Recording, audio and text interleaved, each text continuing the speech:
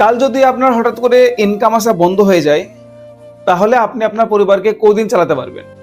10 দিন, 20 দিন, নাকি 1 মাসও না? দেখেন বন্ধুরা, আজ আপনাদেরকে আমি এমন একটা টাকা রাখার ব্যাপারে বলবো, যেটা আপনাকে বড় বিপদের হাত থেকে বাঁচাবে। সেটা হয়ে গেল গিয়ে ইমার্জেন্সি ফান্ড। ইমার্জেন্সি ফান্ড কি? বিপদের সময়ে ব্যবহার করার জন্য কোনো একটা জায়গায় কিছু টাকাকে রেখে দেওয়াকে ইমার্জেন্সি ফান্ড বলে।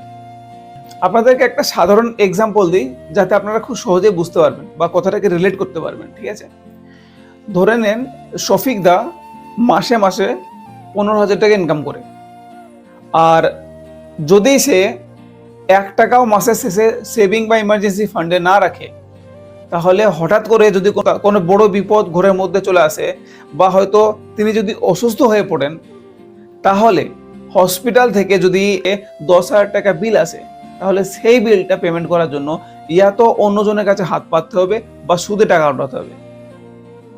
আর একবার যদি সুদ নিয়ে আসা হয়, সেই সুদটা শোধ করতে করতে তার 4 মাস বছর শেষ হয়ে যাবে, আর পিছন পিছন আরেকটা বিপদ আবার চলে আসবে।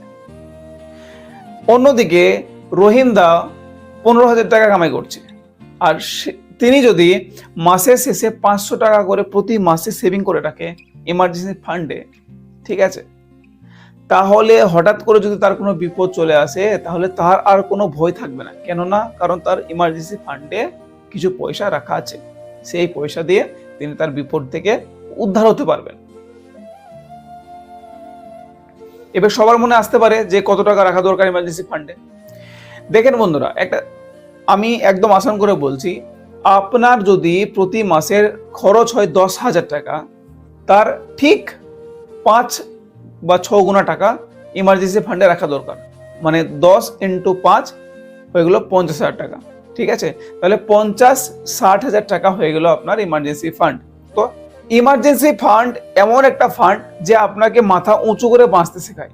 ইমার্জেন্সি ফান্ড তাকেই বলে যে আপনার মাজাকে শক্ত খুঁটির মতো ধরে থাকে, কোনোদিনও ঝুঁকতে দেয় না কারোর কাছে। আর ইমার্জেন্সি ফান্ড তাকেই বলে যে আপনাকে কারোর কাছে হাত পাততে দেয় না। তো আশা করা যায় ভিডিওটি আপনারা বুঝতে পারলেন। Thank you so much last অবধি দেখার জন্য। বাই।